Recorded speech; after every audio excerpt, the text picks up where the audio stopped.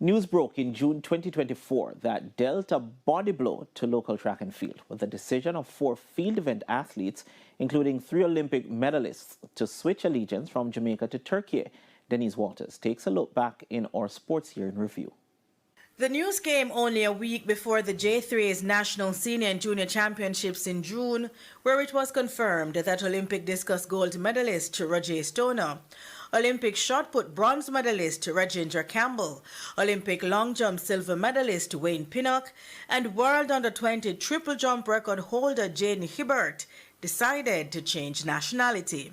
Speaking in an exclusive interview with the TVJ Sports, Under Osbelen, a consultant with the Turkish Sports Ministry, confirmed the development. With the Sport Ministry Club, we made a very secure contract for them that they will have a good salary for 8 years, even if they are injured, even if they throw bad or they jump bad, they have a security for their families, 8 years. This is what even a small country can do for their athletes. 3 of the 4 have since spoken on the issue.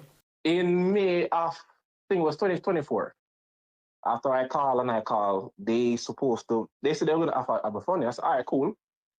They gave me $500 and something February while I was in Madrid. By the time we came in, I was grateful. And I said, all right, if this is consistent, I can make it work a little bit. All right? Yeah. March. It came in March. April, nothing. May, nothing. June, nothing. When I was in Stuttgart at the training facility, I went to Mr. Watts and I showed him my bank account and said, sir, I am down bad. I need some help. He gave me $700. All right?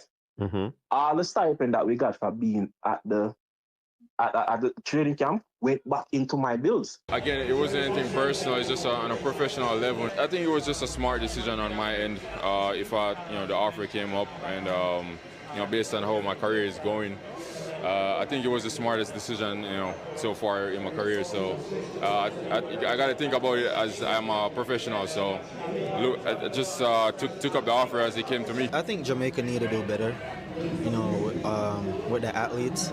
Because I'm being honest. If I do decide to get hurt right now, I know Jamaica not gonna put me back on my feet, for sure. And I do know that. I'm gonna have to spend the money out of my own pocket. So, if I could get the opportunity where someone will look out for me, because I've been doing good for my country. And honestly, I never got an email from no one saying congrats before. However, there was pushback to Pinnock, who spoke exclusively with TVJ Sports in clarifying the issue, explaining that his comments made during an interview at the London Diamond League meet were not directed at the Jamaican government. This as the government, through Sports Minister Olivia Grange, had sent Pinnock a letter, not only congratulating him on his silver medal performance at the Paris Olympics, but also indicating that the government would award him an honorarium of 1.4 million Jamaican dollars, or approximately US $8,700, based on the then exchange rate. I was speaking of the J3s, congratulating me on the achievement, which is I didn't. So it doesn't have anything to do with the government. The J3s, however, did not mince words regarding the situation, warning that nations offering large financial packages would erode the gains made by smaller, less developed nations. So it's not surprising that they would have gone after our athletes, cherry picking and using, I would be on the surface, financial incentives. We have seen other emerging countries going about it differently.